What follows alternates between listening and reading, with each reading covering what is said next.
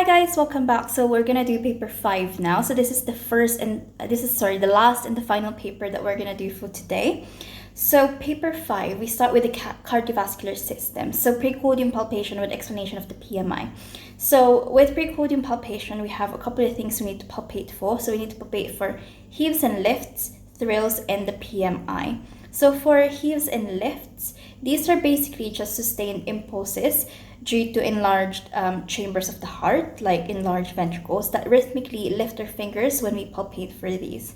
So to palpate for heaves and lifts, what we need to do is just lay our hand, our fingertips especially, flat onto the chest wall, specifically on the right and left second intercostal spaces, as well as the apical impulse at the fifth intercostal space, mid-clavicular, left-hand side, okay? So just to repeat, lay your hands flat on the second right, second left intercostal space, fifth intercostal space, mid-clavicular, where the apical impulse usually is. And then we need to palpate for thrills. So thrills are just palpable murmurs. So we exactly palpate those locations, similar to the heaves and lifts, but now we use the balls of our hand to palpate for thrills. So again, right and left second intercostal space and the apical area as well. And if we feel any thrills, we need to auscultate the areas where we feel these thrills just to identify the exact murmur that we are feeling.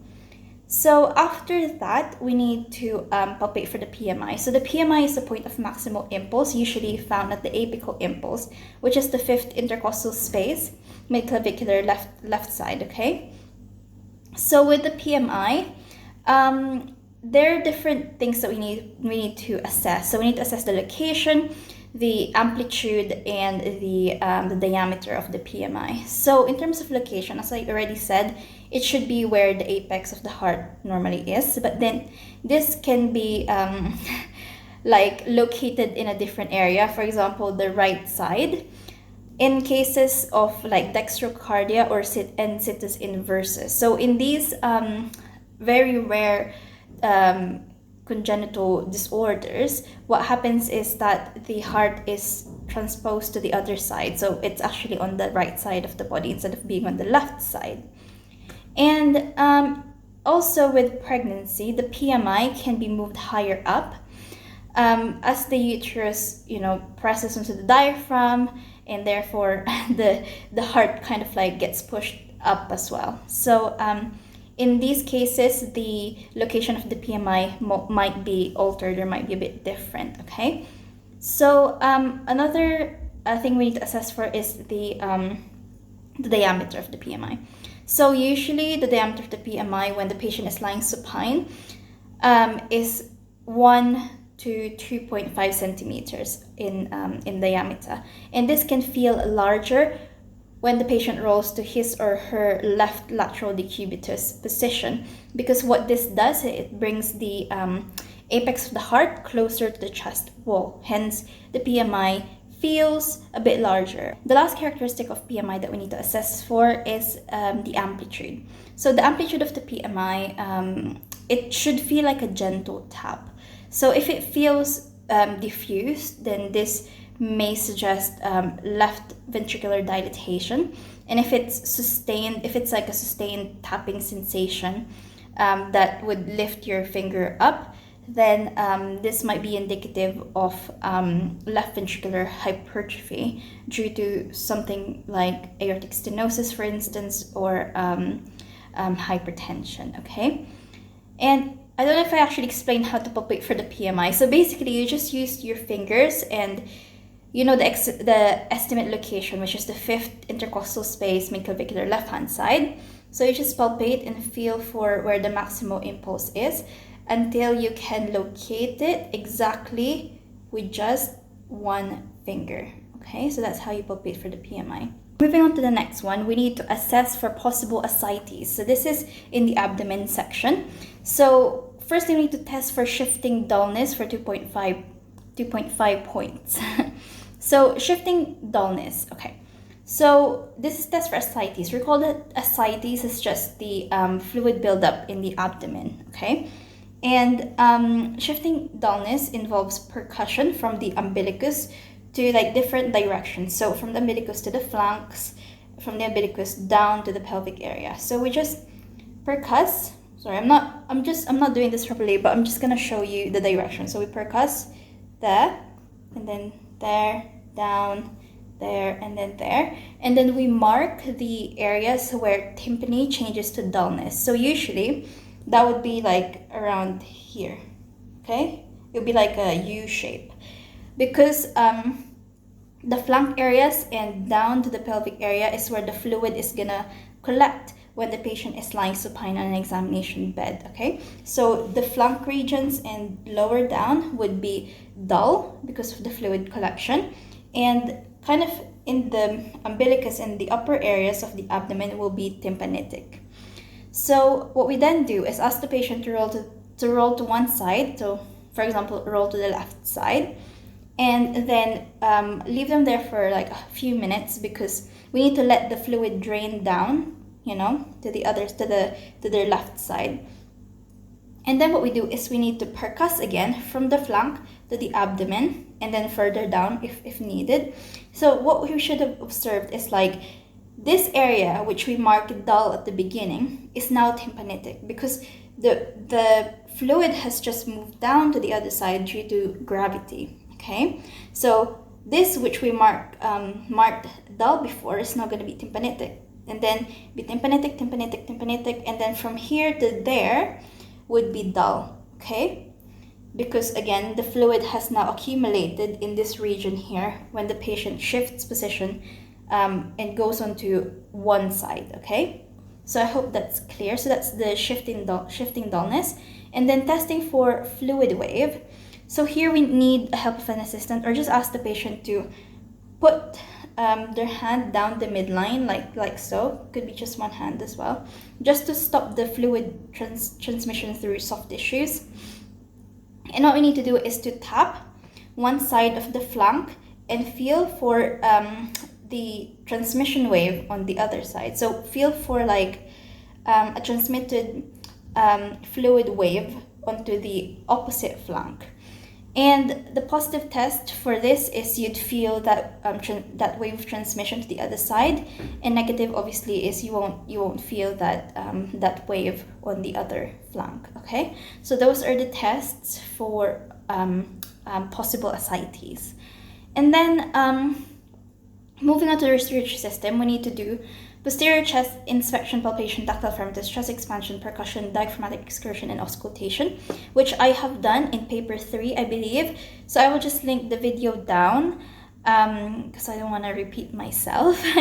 The thorax examination is quite straightforward anyway. And as I said, I've already done this in a different paper, so please just refer to that. And then the final one is for the musculoskeletal system. So we need to assess the range of motion of the knee for 2 points. And we need to do the McMurry test, the anterior drawer test, and posterior drawer test for 3 points. To assess the range of motion of the knee, we can do this when the patient is sitting down actually. So we have 4 different active motions of the knee that we can test for. So there's flexion, extension, internal rotation, and external rotation. So with flexion, when the patient is sitting down, we just ask the patient to bend their knee. For extension, we ask the patient to straighten their leg, basically, by contracting their quads, okay? For internal rotation, we instruct the patient to swing their leg towards the midline. And for external rotation, we instruct the patient to swing their lower leg away from the midline. Moving on to the McMurry test. This is actually a test for menisci damage. So recall that we have the medial and the lateral meniscus in both knees.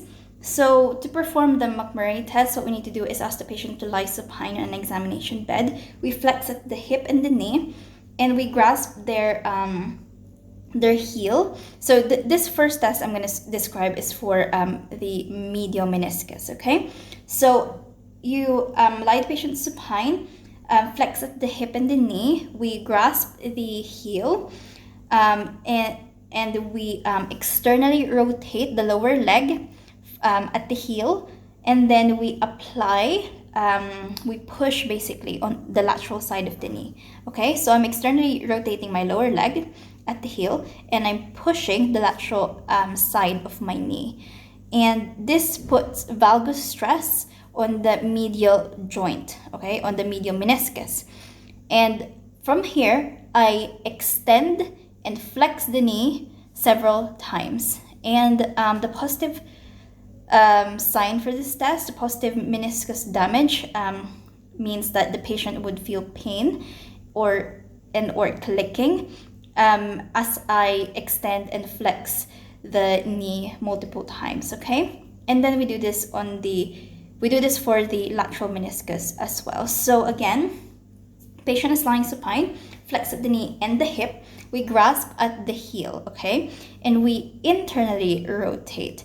And then we push the medial side of the knee, applying varus stress on the lateral joint, on the lateral meniscus. And then again, the same thing, we extend and flex the knee multiple times. And if there's lateral meniscus damage, then the patient would report pain or clicking as we do the flexion and extension of the knee. All right. And the anterior drawer and posterior drawer tests are tests for the ACL and the PCL. The anterior drawer sign is a test for ACL tear.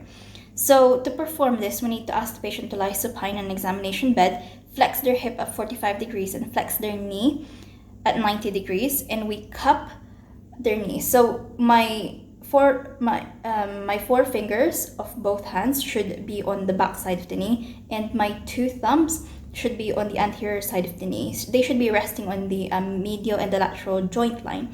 And what I do is I draw the tibia forwards in an explosive manner, not too explosive, just because you might actually hurt the patient. So you draw the tibia forwards, and the positive anterior drawer sign is if the tibia moves 6 millimeters, more than 6 millimeters forwards. Okay, and you need to compare this with the forward movement of the tibia on the opposite knee, just to check that this is actually an abnormal range of motion for the patient. And finally, for the posterior drawer test, this is a test for the PCL. So if the PCL is torn, the posterior cruciate ligament, what we need to do is kind of similar. We just ask the patient to lie supine, flex the hip at 45 degrees, flex the knee at 90 degrees, cup the knee so that our thumbs are resting on the medial and the lateral joint line, and we draw the tibia backwards in an explosive manner. And the positive sign, if the positive sign for the posterior drawer sign is when the tibia moves more than 6 millimeters backwards. Okay, and we need to again compare this movement with the opposite knee just to check if this is actually abnormal for the patient.